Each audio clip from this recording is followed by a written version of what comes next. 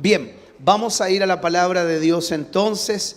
Por favor, acompáñeme a la carta a los Romanos, capítulo 8, por favor. La epístola a los Romanos, capítulo 8, verso 35. Romanos 8, 35. Usted sabe que estamos en la serie Más que Vencedores, una vida victoriosa. Y estamos a través de esta palabra experimentando, viendo por medio de las Escrituras en qué somos más que vencedores. Y ha sido un tiempo de mucha bendición, ¿no? Esta serie. Usted puede escucharla, también volver a reescucharla a través de Spotify. Es una plataforma que nos permite escuchar la palabra. No solo ahí hay música, también está la posibilidad de escuchar estas predicaciones. Están todas ahí, usted las puede ir entonces recordando. Así que le invito a que lo haga. ¿Cómo la encuentra? Busque como Predicaciones Pastor Nelson Pardo y la va a encontrar, ¿ya? Y va a encontrar las predicaciones, todas. La serie que hemos estado llevando adelante, ahí van a estar. Así que ojalá sea de bendición para usted. Romanos capítulo 8, verso 35, ¿qué dice? Dice, ¿quién nos separará del amor de Cristo? ¿Tribulación? ¿O angustia? ¿O persecución? ¿O hambre? ¿O desnudez? ¿O peligro? ¿O espada? Es una pregunta interesante. ¿Quién nos separará del amor de Cristo? Todo esto que aparece, ¿cuál será la respuesta que le vamos a dar a esta pregunta? Nada. Esa debería ser la respuesta de esta pregunta que aparece en esta carta. Hoy vamos a ver entonces en qué somos vencedores. Y en esta ocasión, por medio de las Escrituras, nos damos cuenta que somos vencedores en las necesidades. Somos vencedores en las necesidades.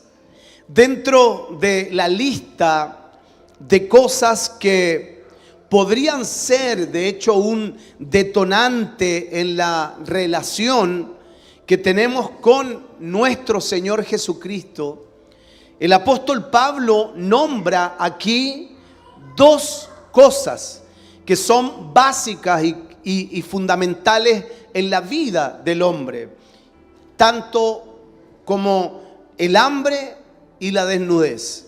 Son dos cosas que aparecen en este verso y que tienen que ver con lo que llamaríamos el recurso básico que necesitamos para vivir, ¿no?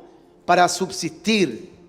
El hambre está relacionado primero con la comida. ¿Cuántos creen que necesitan comida para vivir? Y harta, dijo el hermano. Algunos, y bastante. Necesitamos comer. Comer para vivir. No vivir. Algunos creen que nacieron para comer. No, comemos para vivir. La comida es básica y es fundamental para la existencia de la vida. Y en segundo lugar está la desnudez. La desnudez tiene relación directa con la vestimenta, con el que nos podamos cubrir, ¿no? O sea, dos cosas básicas, el vestido y la comida. Pablo, entonces, dice que la falta de estas cosas no serán una razón para dejar de experimentar el amor de Cristo sobre nuestras vidas. ¡Qué interesante! O sea, está diciendo que lo básico que necesitamos para vivir no va a ser la falta de eso básico, va a ser una razón por la cual dejemos de recepcionar o de recibir el amor de Cristo sobre nuestras vidas. Y esto es muy importante porque no está hablando de cuestiones superficiales, está hablando de necesidades. O sea, yo necesito comer para vivir. Yo necesito el vestido para vivir, necesito cubrirme, ¿no? Y en el vestido también incluye el lugar de refugio. Yo no puedo quedarme en la calle, imagínense hoy con el frío que está haciendo. O sea, necesitamos esto básico. Pero él está diciendo que aún la falta de esto básico no es impedimento para recepcionar el amor de Cristo sobre nuestras vidas. Esto no nos va a separar del amor de Cristo. Entonces este es un mensaje muy interesante y ya lo vamos a profundizar a medida que voy compartiendo con ustedes. Lamentablemente, a pesar de lo que está diciendo Pablo acá, cuando hablamos de recursos o hablamos de dinero en la vida de los creyentes, es inevitable pensar en lo mal que se ha enseñado lo relacionado con las riquezas. Es decir, la mala enseñanza que hemos tenido respecto a las riquezas y el creyente, o al dinero y el creyente, o a las necesidades y el creyente. De hecho, tengo que decir que el mal llamado evangelio de la prosperidad, y digo mal llamado evangelio porque debería llamarse en realidad la falsa doctrina de la prosperidad. ¿Y por qué no debería llamarse el evangelio de la prosperidad? Porque Pablo afirma ahí en la carta a los Gálatas que hay un solo evangelio. Eso lo plantea en Gálatas capítulo 1, versos 6 y 7. Él dice de la siguiente manera, le dice a la iglesia de los Gálatas, le dice: estoy maravillado que tan pronto os hayáis alejado del que os llamó por la gracia de Cristo para seguir un evangelio diferente. ¿Se da cuenta cómo Pablo dice? Un evangelio diferente. Y mira, pero lo aclara inmediatamente. Luego le aclara a los Gálatas y le dice, no que haya otro evangelio. Dice un evangelio diferente, pero luego lo aclara. Dice, no que haya otro evangelio, sino que hay algunos que os perturban y quieren, ¿qué cosa? Pervertir el evangelio. Y esa es una realidad, y este es el caso de esta corriente del evangelio de la prosperidad, que dicho sea de paso, no es una corriente muy popular en medio de las mega iglesias, donde se habla del tema económico como fundamental para vivir la vida cristiana, o lo mezclan y lo relacionan precisamente con cuestiones que no tienen asidero bíblico. Esta es la corriente que daña, que declara de hecho que Dios no desea que sus hijos pasen por necesidades. ¿Usted cree eso? ¿Que Dios no desea que pasemos por necesidades? Interesante. Porque a lo mejor hasta usted ha llegado a pensar que puede ser así. Que Dios no quiere que nos falte nada. ¿Será eso tan real? Que por el contrario, ellos dicen esto, Él desea que todos sus hijos sean ricos. ¿Se cree que eso es lo que Dios realmente quiere? La doctrina de la prosperidad plantea que la bendición de Dios se mide por la cantidad de recursos que el creyente posee. Es decir, a más dinero, a más recursos de Dios, más de Dios, y a menos dinero, menos bendición de Dios. O sea, que si yo soy rico económicamente, entonces soy bendecido. Pero si yo tengo necesidades, entonces yo no soy tan bendecido como yo lo creo. ¿Usted cree que eso sea verdad? No, porque lo que acabamos de leer, el apóstol Pablo nombra la desnudez y nombra el hambre como una situación que va a ocurrir. Pero dice que no nos va a apartar del amor de Cristo. O sea, lo que está diciendo el apóstol Pablo, que el cristiano sí puede pasar hambre, sí puede pasar por desnudez. Es decir, sí puede tener falta de alimento y podría llegar a tener falta de cobertura, de casa, es decir, el cristiano sí puede. Pero nada de eso lo va a separar del amor de Cristo.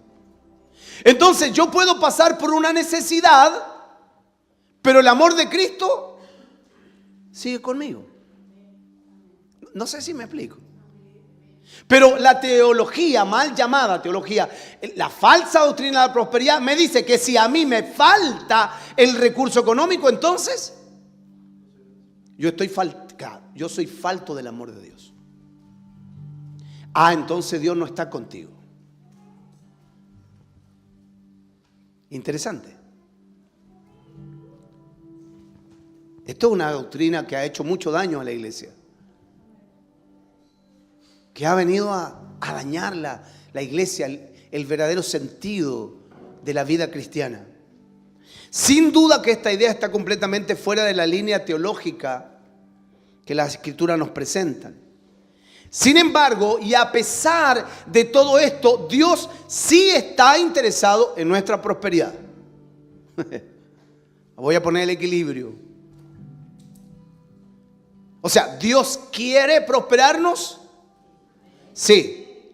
¿Dios quiere hacernos ricos? No. Hay una diferencia. Ahora, vamos a entender qué es realmente que Dios nos prospere.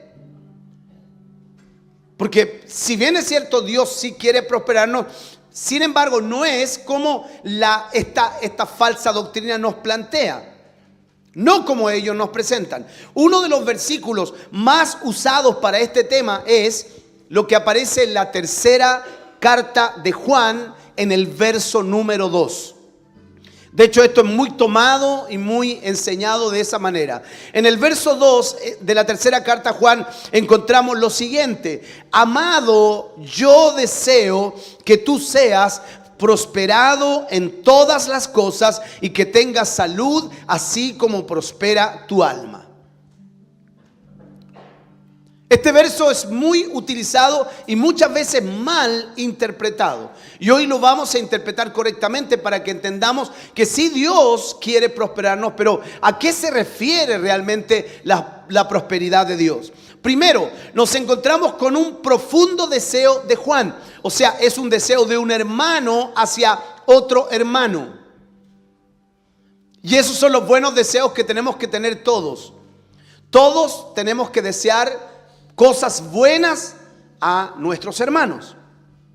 Es un deseo. Y Juan lo plantea de esa manera. Yo deseo. Juan está deseando algo bueno. Tenemos que desear algo bueno. ¿Cuántos dicen amén a eso?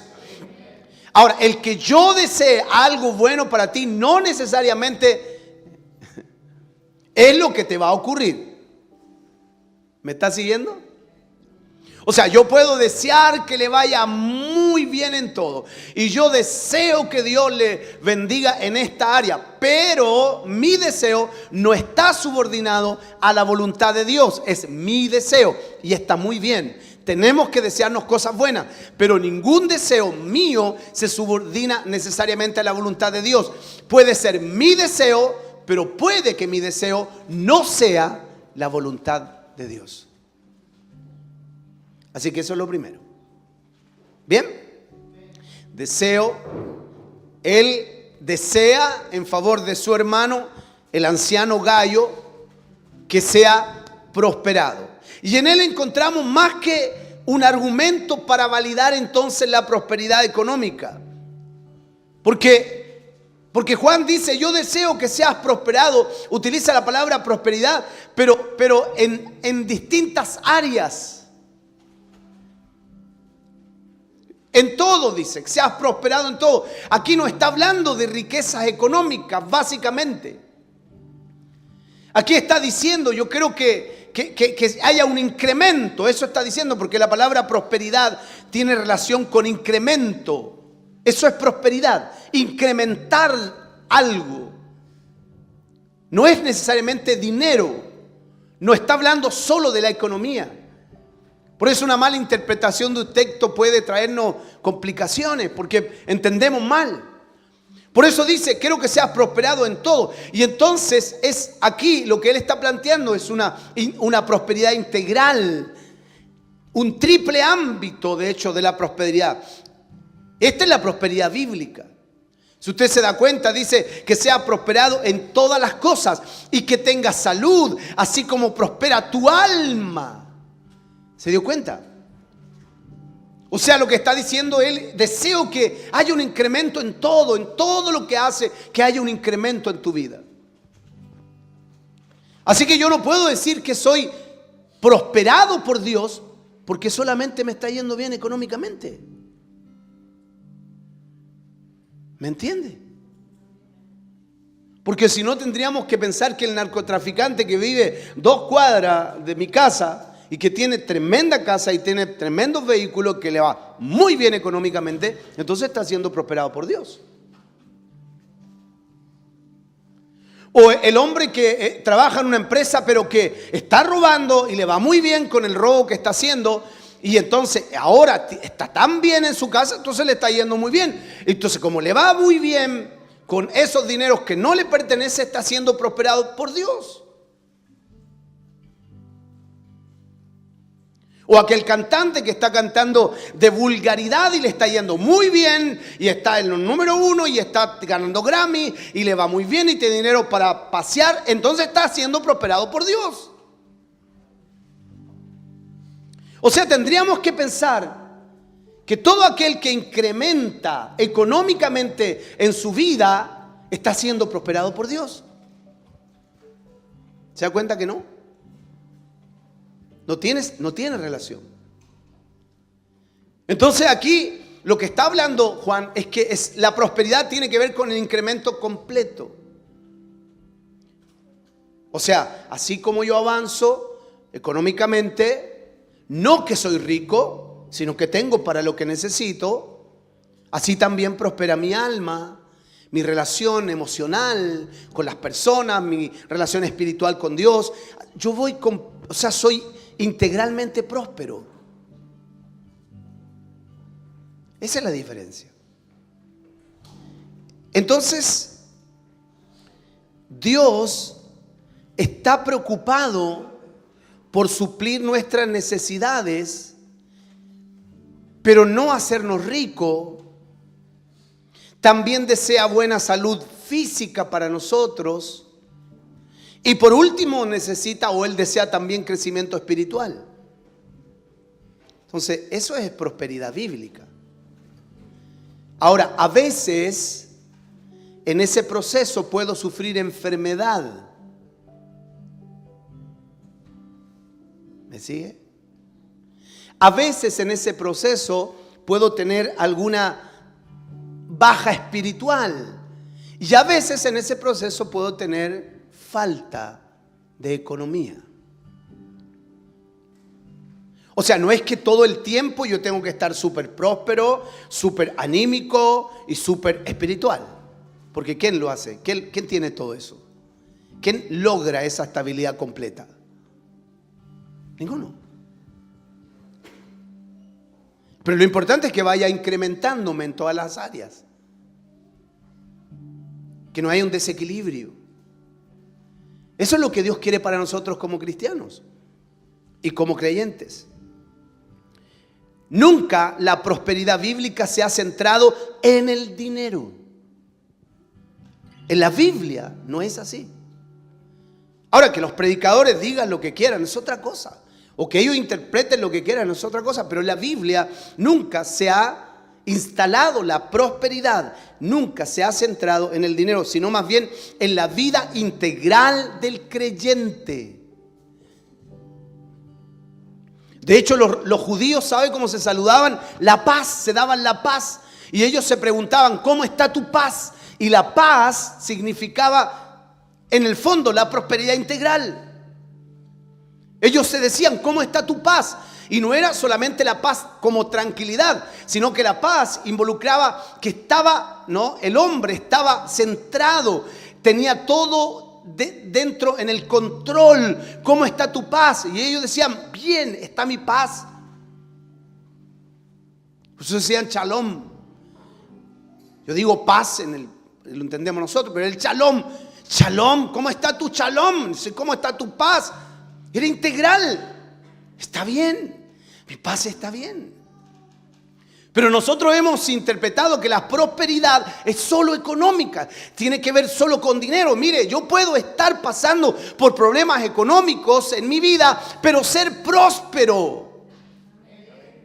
Yo sé que le cuesta entenderlo y hasta a uno le cuesta entenderlo. ¿Cómo voy a ser próspero? Sí, soy próspero. Lo que pasa es que hay un momento que estoy pasando por una necesidad económica, ya sea porque me equivoqué en un negocio, ya sea porque la situación no solo está económica mal para mí, sino para todos, o ya sea que probablemente Dios me esté tratando en cuestiones de dinero, porque Dios quiere hacer algo conmigo al respecto en esa área. Yo puedo estar enfermo físicamente, pero estar próspero, bendito sea su nombre. Pero ¿cómo voy a estar próspero si estoy enfermo? ¿Se entiende? Que esa es la diferencia. Pero si nosotros traemos la prosperidad solamente a una cuestión de plata, a una cuestión de dinero, entonces estamos equivocados. Estamos muy, pero muy equivocados. Cuando Pablo hace estas preguntas en los versículos de Romanos que leímos anteriormente, está pensando en la prosperidad bíblica. Si hablamos de vencer entonces las necesidades, no podemos dejar de considerar las palabras de nuestro Señor Jesucristo en Mateo capítulo 6, verso 25 al 33. Por favor, acompáñenme conmigo, acompáñenme a Mateo. Vamos a Mateo porque no podemos dejar de pasar estas enseñanzas de Jesucristo que sin duda Pablo también se basó en ellas. Capítulo 6 de Mateo, verso número 25 al 33. Mira lo que dice: por tanto os digo, no os afanéis por vuestra vida, que habéis de comer o que habéis de beber, ni por vuestro cuerpo, que habéis de vestir. ¿No es la vida más que el alimento y el cuerpo más que el vestido? Mirad las aves del cielo, que no siembran, ni ciegan, ni recogen en graneros, y vuestro Padre Celestial las alimenta. ¿No valéis vosotros mucho más que ellas? ¿Y quién de vosotros podrá, por mucho que se afane, añadir a su estatura un codo? Por el vestido, ¿por qué os afanáis? Considerad los lirios del campo, cómo crecen, no trabajan ni hilan, pero os digo que ni aun Salomón con toda su gloria se vistió así como uno de ellos. Y si la hierba del campo, que hoy es y mañana se echa en el horno, Dios la viste así, ¿no hará mucho más a vosotros, hombres de poca fe? No os afanéis pues diciendo qué comeremos o qué beberemos o qué vestiremos, porque los gentiles buscan todas estas cosas, pero vuestro Padre Celestial sabe que tenéis necesidad de estas cosas. Verso 33, énfasis de todo. Más, si por algo te vas a afanar, que sea por esto. Si algo te tiene que controlar, si algo te tiene que robar el tiempo, quitar el tiempo, que sea esto. Más buscad primeramente. Diga conmigo primeramente. Diga conmigo primeramente. Primeramente el reino de Dios y su justicia, y todas estas cosas os serán añadidas. Es interesante que Jesús planteara estas verdades después de expresar la verdad más potente que aparece en el verso 24. Mire lo que dice el verso 24 del mismo capítulo. No se lo quise dar porque se lo quise dar aparte. Mire lo que dice el 24. Ninguno puede servir a dos señores, porque o aborrecerá al uno y amará al otro, o estimará al uno y menospreciará al otro. Jesús dice, no podéis servir a Dios y a las riquezas. Wow. O sea, el Señor Jesucristo pone a las riquezas como un Dios. Ni siquiera está hablando del diablo, que podría haber dicho no podéis servir al diablo y a la riqueza. Está hablando, o sea, al diablo y a Dios. Está hablando de las riquezas. Dice, no puedes servir a Dios y a las riquezas. No se puede. Y vamos a profundizar esto, porque déjeme decirle que hay mucha gente que cree que no está sirviendo a la riqueza y sí lo está haciendo. Y vamos a ver cómo caemos en esto.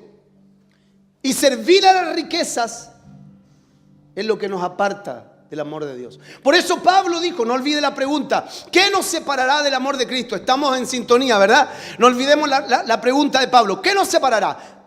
¿Desnudez? ¿Hambre? ¿Nos va a separar eso? No, entonces vamos a ver cómo la búsqueda de estas cosas terminan separándonos realmente del amor de Dios.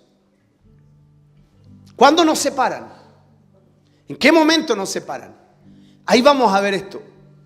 Es interesante que el Señor está diciendo, no puedes servir a Dios y a la riqueza. O sea, podemos ser esclavos del dinero o podemos hacer que el dinero sea nuestro esclavo. Y esto último realmente se consigue siguiendo las recomendaciones de nuestro Señor Jesucristo.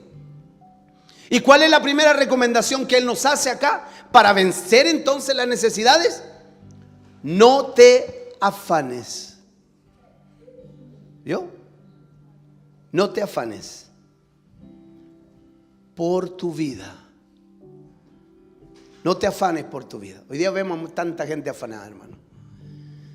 Dentro y fuera de las iglesias. La palabra afán proviene de la palabra griega merinao, que significa congoja o ansiedad. Y esta lo que hace es dividir o distraer la mente. Eso hace el afán. Divide o distrae la mente. Por eso Jesús dice, no se afanen.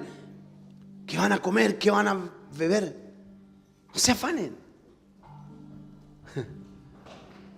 No se afanen.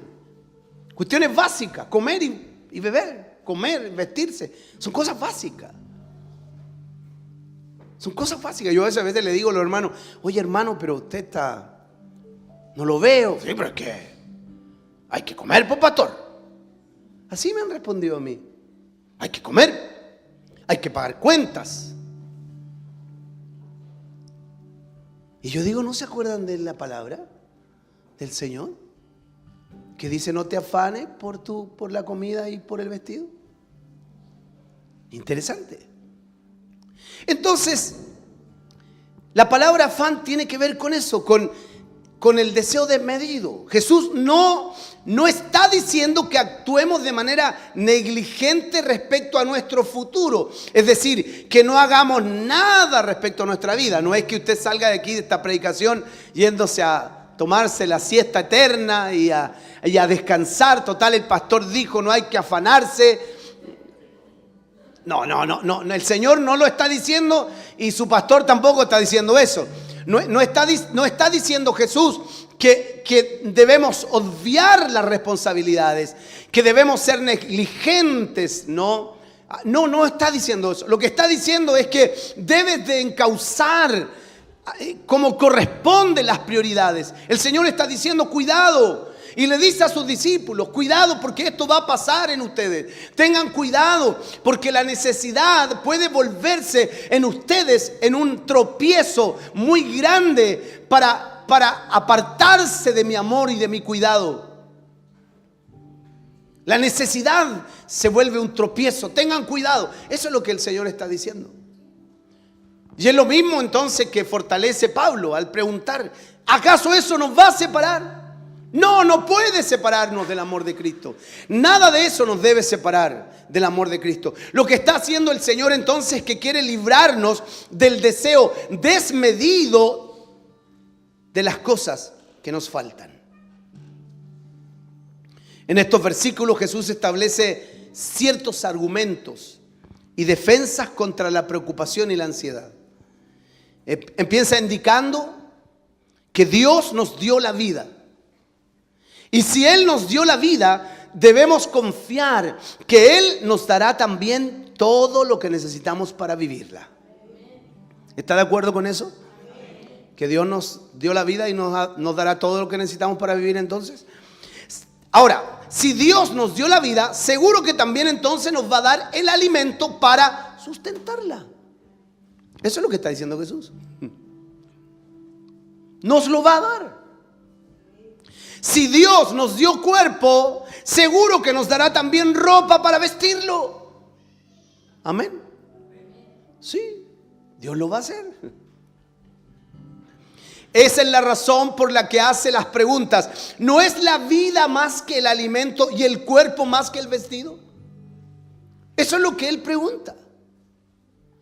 ¿Acaso no vale más la vida que el alimento? ¿Acaso no vale más eso? Es la vida. ¿Acaso no vale más el cuerpo mismo que el vestido? Claro que sí. Porque usted puede tener ropa preciosa, linda, pero si no tiene la posibilidad de vestirlo por alguna enfermedad, ¿y qué le sirve? Tener el closet lleno de prendas caras para vestir. ¿Qué vale más? Yo siempre he preguntado esto, ¿qué es mejor? ¿Tener sueño o tener una cama? Y a lo mejor usted dice, ¿tener una cama? No, tener sueño. Porque hay gente que tiene cama con colchón de agua, no puede dormir por la noche. Tiene insomnio, no pueden dormir. Las preocupaciones los tienen. Pero en cambio hay unos que se duermen en cualquier lado, tienen sueño. Y con sueño, hasta una piedra puede servir de cabecera. ¿Qué es mejor? ¿Tener hambre o tener comida? Usted no va a responder tener comida, porque hay gente que tiene la mesa llena, pero no puede comer, no tiene ganas de comer, no tiene apetito. ¿Qué es mejor, tener una casa o tener un hogar? Tener un hogar, usted puede hacer hogar donde sea, ¿no es cierto? Cuando usted tiene un hogar, cualquier lugar sirve de casa, cualquier lugar. Y los que nos casamos intentando tener un hogar así fue. No esperamos ni a tener el departamento, ni a tener la casa. Y no digo que esté mal los que lo han hecho así. Pero cuando uno entiende que el hogar, yo cuando me casé me acuerdo, y así fue, mi hogar era mi esposa. Y yo era su hogar para ella. Y nos fuimos a vivir a una piececita. Y un tío me regaló. El único mueble que me regalaron fue una mesita que se doblaba así, muy bonita, la mesita. Y una mesa muy pequeñita, chiquitita, era como una mesa para servirse ahí sus tablitas. Y esa mesa nos sirvió de velador, porque no teníamos velador. Así que la poníamos en la noche de velador, al lado de la cabecera de la cama. Y en el día se transformaba en comedor, porque la poníamos al medio de la cama. Cuando estaba al medio de la cama era el comedor. Cuando estaba en la cabecera era el dormitorio. Y así, pero éramos felices. Felices. Era nuestro palacio. ¿Por qué? Porque yo la tenía a ella y ella me tenía a mí. Y eso era suficiente, porque eso es un hogar. Ahora con el tiempo Dios nos dio algo un poquito mejor y así. Pero no, eso es lo más importante. Y si algún día llegamos a tener de nuevo la pura mesita, vamos a seguir felices. ¿Por qué? Porque el hogar es más importante que la casa.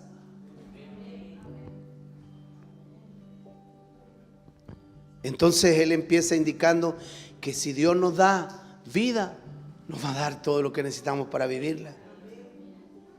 Esa es la razón por la que hace estas preguntas. No es más importante el alimento, no es más importante la vida que el alimento, el cuerpo que el vestido. Luego Jesús utiliza a los pájaros como ejemplo. Ellos no viven con ansiedad, no amontonan desesperadamente recursos para un futuro invisible, ¿no?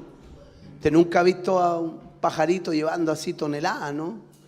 Una ramita así en el piquito la lleva y así de poquito van construyendo su nido. Y se mantienen vivos. El Señor utilizó a esos pajarillos. El detalle de estas palabras no está en que los pájaros no trabajen. De hecho, ellos trabajan a veces más que nosotros mismos. Trabajan bastante en la construcción de su nido y luego en la crianza de sus polluelos. La lección que quiere enseñarnos el Señor, que estos pájaros no se preocupan. No va a encontrar en ellos el estrés que hay en nosotros acerca del futuro que no podemos ver. En ellos no está eso. En el verso 27, el Señor Jesús pasa a demostrar que la ansiedad y la preocupación es completamente inútil. En cualquier caso, el afán y la preocupación es inútil. Ninguna persona, por más que se preocupe o se afane, podrá añadir 45 centímetros a su estatura.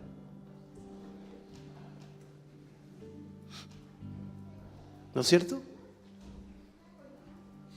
Usted no está todo el día así, ay, quiero crecer. Imagínense usted así todo el día y pidiendo que lo estiren. Tómame de los pies, de las manos y estírame, por favor. Duerme colgado para ver si en la noche por lo menos crece unos centímetros. Eso es imposible. Nosotros diríamos, qué tontera. Y si vemos a alguien haciendo eso y nos dice, no, es que quiero crecer, tú le dirías, qué tontera estás haciendo. Eso es una cuestión inútil, porque no se crece así. Así no es que el crecimiento. No se da de esa manera.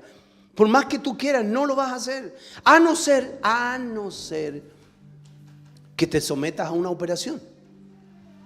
Como hay por ahí un youtuber famoso que se sometió a una operación terrible, hasta el día de hoy no ha podido superarlo.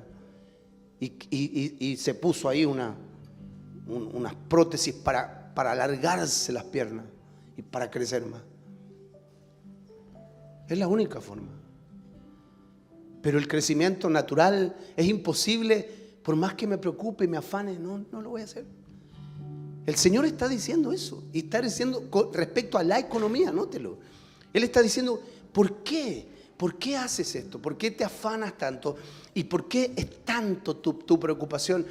¿Cuál es el sentido? El afán y la preocupación no tiene ningún sentido. En los versos 28 al 33 Jesús pasa a hablar de las flores. Los lirios del campo que aparecen en este relato eran las amapolas. Eran flores que duraban 1 día, 2 días, no más. Eso duraban, eran preciosas, pero duraban muy poquito. Sin embargo, en su breve día, ellas se vestían con una belleza que superaba los mantos de los reyes. Entonces el Señor dice, mira esas amapolas, que no van a durar nada, mira cómo se visten, qué tremenda tenida tienen. Ni aún los reyes se pueden vestir así como ella. Pero duran 1 día, 2 días. De hecho, cuando se secaban, Las usaban nada más y nada menos que para encender el fuego. Funcionaban muy bien, eran acelerantes para el fuego. Pues se dice que duran un día y luego después echaba el fuego. Y a pesar de eso, Dios las vestía con esa belleza. Eso es lo que está diciendo el Señor. Vuestro Padre las viste así. Pues sí, ¿para qué se afanan ustedes? ¿Acaso ustedes no valen más que esa amapola? Y de hecho nosotros hemos durado más de un día. Así que, claro que tenemos más valor que ellas. Entonces el Señor decía, bueno, si Dios es tan bueno y así las viste, ¿acaso con ustedes no puede proveer lo que necesitan? ¿Por qué se afanan? ¿Cuál es la razón? Luego Jesús pasa a presentar un argumento fundamental con la preocupación. Dice que ella es característica de los gentiles. O sea, los paganos buscan estas cosas. Y no de los que saben cómo es Dios. La preocupación en esencia es desconfiar de Dios. Eso es la preocupación. Y tal desconfianza se puede entender de un pagano. El pagano desconfía de Dios, pero no el creyente. El creyente no puede poner en duda la provisión divina. No puede poner en duda la provisión divina. ¿Y de dónde vamos a sacar? ¿Y qué vamos a hacer? Y uno se pone así, ¿no? Bueno, yo me pongo así, yo. No podemos ser así. Porque eso es desconfiar de Dios, desconfiar de su provisión. Eso es lo que el Señor nos está enseñando. Es incomprensible que una persona que ha aprendido a llamar a Dios con el nombre Padre, desconfíe de Él. Me encanta el verso 33, ya que en él encontramos la solución a la ansiedad, la solución al afán, y es buscar como primera cosa el reino de Dios y su justicia. Créame que haciendo esto, no solo venceremos el afán, sino que también venceremos las necesidades. Y lo vamos a ver más en profundidad.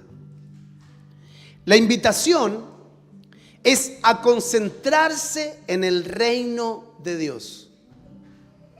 Las necesidades entonces nos llegan a vencer, ¿cuándo? Cuando ellas se vuelven nuestra prioridad. ¿Cuándo nos vencen las necesidades? Cuando ellas se vuelven, ¿qué cosa? Nuestra prioridad. Entonces es cuando se vuelven, no logran vencer nuestras vidas. Cuando ellas se vuelven nuestro primer foco de atención. Y es muy probable que usted crea que las necesidades no le están venciendo porque usted ha podido suplirlas. Ojo, yo creo que me preste atención porque es muy difícil entenderlo. Lo que voy a decirle ahora no es fácil de comprender. Pero las necesidades a muchos de ustedes les están venciendo, les están apartando del propósito principal. Y usted me dice, no, porque las tengo suplidas. No, es el mismo problema. Porque las necesidades como están, usted está trabajando tanto para suplirlas que se están volviendo un impedimento para que usted alcance el propósito principal número 1, que es buscar primeramente el reino de Dios y su justicia.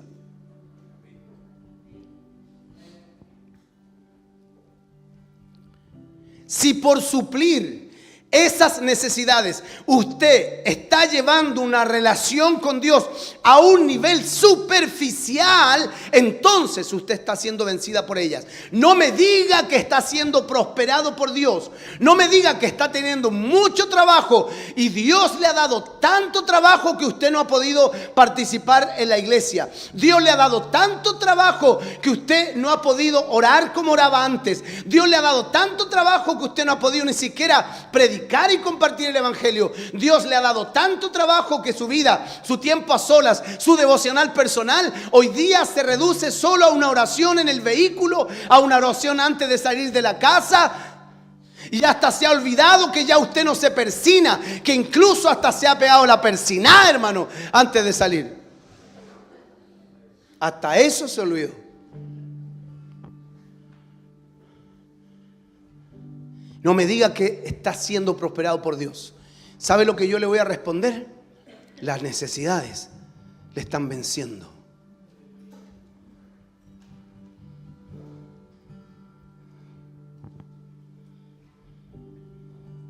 Claro, un predicador de la prosperidad estaría re feliz. Trabajen más nomás, para que traigan más dinero. Un predicador de la prosperidad estaría feliz que todo el mundo. Y venga el domingo nomás. No importa si usted ora o no ora. El domingo venga, entregue su diezmo, entregue su ofrenda. Y con eso estamos listos.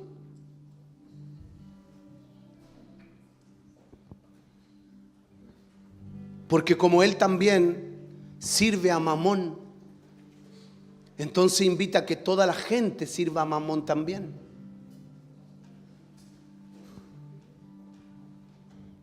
¿Se da cuenta? Esa es la diferencia.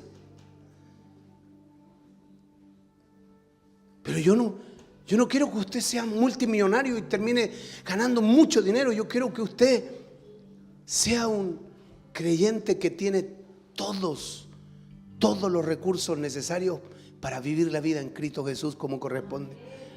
Si va a ser rico, que sea rico en el Señor. Y eso es lo que también la Biblia nos indica. Aquí la invitación es a concentrarse en hacer y en aceptar la voluntad de Dios. Solo de esta manera podemos derrotar la preocupación que acarrea una necesidad. Jesús sabe que se puede desterrar cualquier preocupación cuando Dios llega a ser el poder dominante de nuestras vidas. Jesús lo sabe. Muchos no se dan cuenta que están rindiendo culto a la riqueza cuando las necesidades se vuelven el propósito de sus vidas. Esa es la razón que las palabras de Jesús están en el contexto de la declaración del verso 24. Ninguno puede servir a dos señores, porque aborrecerá al uno y amará al otro, o estimará al uno y menospreciará al otro. No puede servir a Dios y a la riqueza. No puede. Y lo increíble de esto es que muchos lo intentan. O sea, son muchos que intentan servir a la riqueza y a Dios sin darse cuenta. Sirven a Mamón y a Dios, y ahí están, pero terminan fracasados. La palabra riqueza en este contexto es la palabra caldea Mamón, que quiere decir el Dios del dinero. Y no solo el dinero, sino incluye todo con lo que se puede comprar, por ejemplo, las posesiones materiales, todo. Ese es el Dios del dinero. El que te hace creer que si tienes dinero, tienes poder. Si tienes dinero, tienes juventud o tienes vida. Si tienes dinero, tienes asegurada la vida. Eso es mentira, eso no es así. Pero Mamón nos hace creer eso.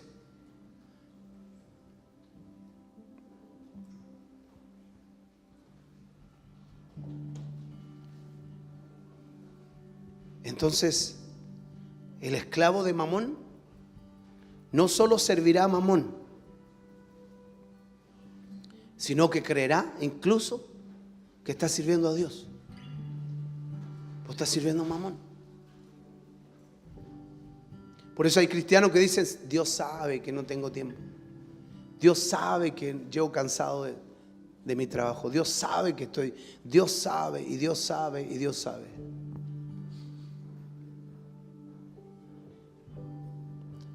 No, el problema es que Dios sabe que lamentablemente te estás desvirtuando del propósito original. Yo no te puse ahí para que te llenes de dinero y luego vivas para atender eso donde te puse.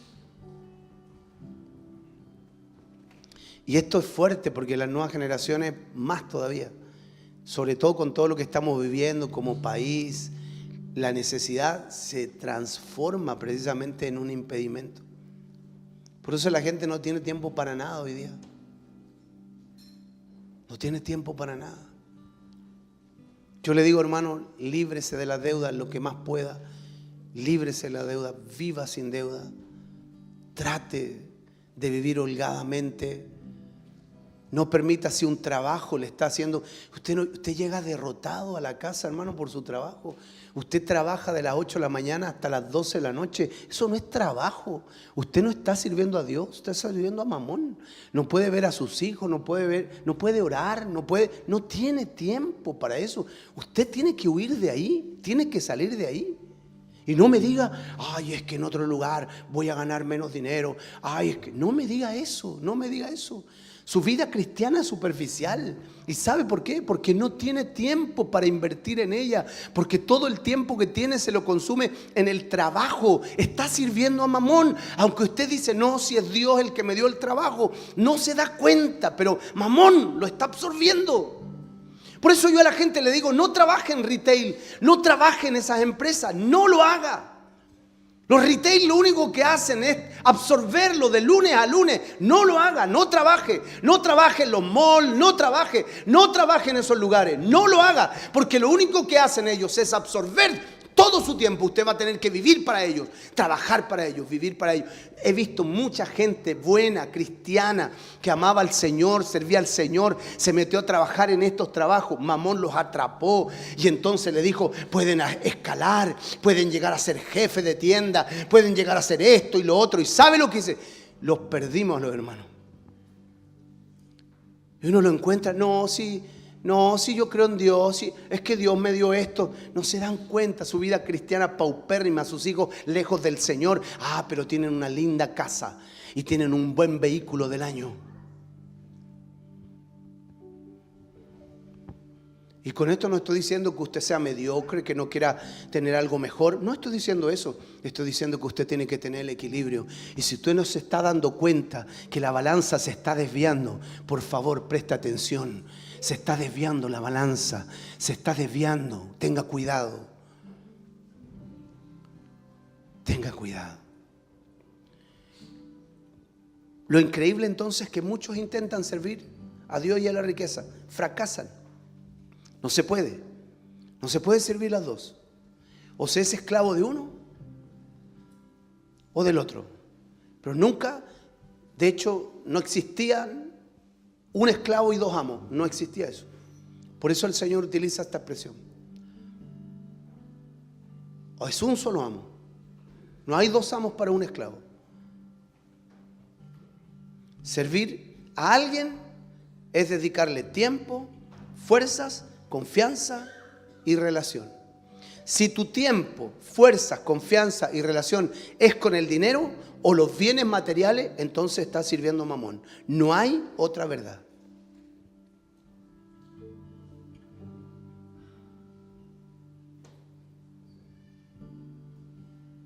No hay otra verdad. Es hora de que analicemos en qué estamos dedicando la mayor cantidad de tiempo. Haga ese análisis en su casa. ¿A qué dedica la mayor cantidad de tiempo? Si usted me dice su trabajo, va a tener que chequear. Y si tiene que perder su trabajo por ganar la relación con Dios como corresponde, tiene que hacerlo. Y no se preocupe, que el Señor no lo va a dejar desamparado. No se preocupe que Dios no va a dejar de cubrir sus necesidades ni darle lo que necesita, porque Dios lo va a hacer. Amén. Si este último no te permite una mayor dedicación al reino de Dios y su justicia, entonces se está volviendo un amo en tu vida. Y por último, en este punto, Jesús nos dice que podemos vencer la preocupación que trae la necesidad cuando adquirimos el arte de vivir al día. Mire lo que dice el verso 34 del mismo capítulo.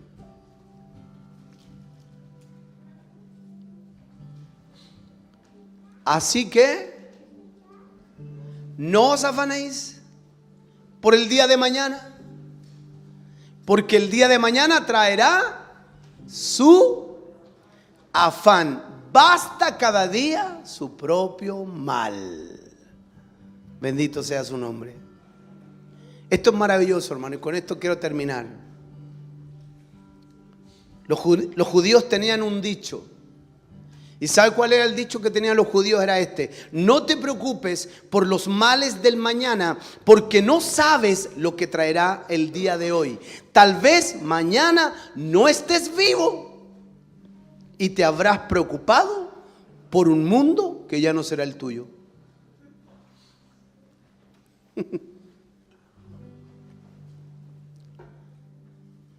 Eso decían los judíos. Te estás afanando, ¿qué va a pasar? ¿Qué va a pasar? ¿Qué va a pasar? ¿Y quién te dijo que vas a estar vivo? Y si no estás vivo para ese día, ¿por qué te afanas tanto? Entonces, ¿qué hacemos? Nos preocupamos 2 veces. Entonces, lo que el Señor nos está diciendo es que debemos vivir el día. Jesús nos aconseja a que atendamos las demandas de cada día según nos vaya llegando el turno, sin preocuparnos del futuro desconocido. Podemos esforzarnos por eso, pero al final vamos a terminar agotados. Podemos reforzar este punto con la historia de un médico muy famoso de Londres. Estaba paralizado y reducido a la cama. Pero cuando tú lo veías, estaba desbordantemente alegre y tenía una sonrisa tan radiante que hacía que nadie le tuviera lástima, aún así como estaba en la cama, postrado. Sus hijos le adoraban. Y cuando uno de ellos estaba a punto de dejar el nido para lanzarse a la aventura de la vida como persona adulta, el doctor le dio un consejo, su padre, y le dijo: Johnny, lo que hay que hacer, hijo, es mantener la cabeza bien alta, como un caballero, y ten la bondad de acordarte de que los problemas más difíciles que hay que enfrentar son los que nunca se presentan. Esa era la razón por la cual él tenía esa sonrisa. Nunca consideró lo que estaba viviendo como algo que no se podía solucionar. Todo con Dios tiene solución. ¿Cómo vencemos todas las necesidades que tenemos, ya sean en dinero, en emocionales, o cuánta necesidad que tenemos? Cuando ponemos primeramente la búsqueda en el reino de Dios y su justicia. Esto tiene mucho sentido. No sé si usted sabía, pero las 2 enfermedades más típicas de la vida moderna son la úlcera al estómago y las trombosis coronarias. Y en muchos casos, ambas son el resultado del estrés, de las preocupaciones. De hecho, es una verdad, en medicina lo dicen, que el que más se ríe tiene más vida. Eso lo dicen en medicina, ¿está bien? Que el que más se ríe, el más alegre. ¿Por qué razón? Porque efectivamente tiene que ver con eso, con las preocupaciones. Y créame que tanto como la serenidad como la preocupación no vienen de las circunstancias. No es que yo estoy preocupado o no por las circunstancias, sino vienen del corazón, vienen de nosotros. Cierto hombre se encontró con un mendigo y le dijo: que Dios te dé buen día, amigo. Y el mendigo le contestó: gracias a Dios no he tenido nunca un mal día. Entonces el hombre volvió a decirle: que Dios te dé una vida feliz, amigo. El mendigo contestó: gracias a Dios siempre soy feliz. Entonces el hombre, sorprendido, le preguntó: ¿qué quieres decir con todo esto? Y él le dijo: te explico. Cuando hace calor, doy gracias a Dios. Cuando llueve, doy gracias a Dios. Cuando tengo bastante, doy gracias a Dios. Cuando tengo hambre, doy gracias a Dios. Y puesto que la voluntad de Dios es mi voluntad, y lo que a Él le agrada, me agrada a mí, ¿por qué iba yo a decir que no soy feliz cuando lo soy? El hombre se quedó mirando al mendigo alucinado y le preguntó: ¿quién eres tú? Y dijo: soy un rey. A lo que el hombre le preguntó y le dijo: ¿y dónde está tu reino? Y el mendigo le contestó tranquilamente: en mi corazón. ¿Entiende la metáfora, no? Usted gobierna aquello. Cuando Dios está de la mano de usted, usted puede tener el control, la tranquilidad, la seguridad de que cualquier cosa y cualquier circunstancia no va a sobresaltarle.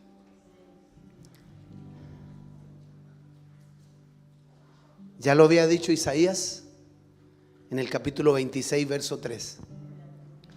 Tú guardarás en completa paz a aquel cuyo pensamiento en ti persevera, porque en ti ha confiado. Amén. Así que yo le pregunto a usted: ¿a quién está sirviendo? ¿A quién estamos sirviendo? ¿Quién está ocupando todo el tiempo de nuestra vida? ¿A quién estamos sirviendo? ¿Estamos sirviendo a Mamón o estamos sirviendo a Dios? ¿Te faltan cosas? Dios las va a proveer. No te afanes. Y no permitas que el buscar esas necesidades terminen apartándote de lo que realmente importa. ¿Cómo está tu relación con Dios? ¿Cómo está el cumplimiento de su propósito? ¿Cómo está el cumplimiento de su voluntad? Eso es lo realmente importante. Amén.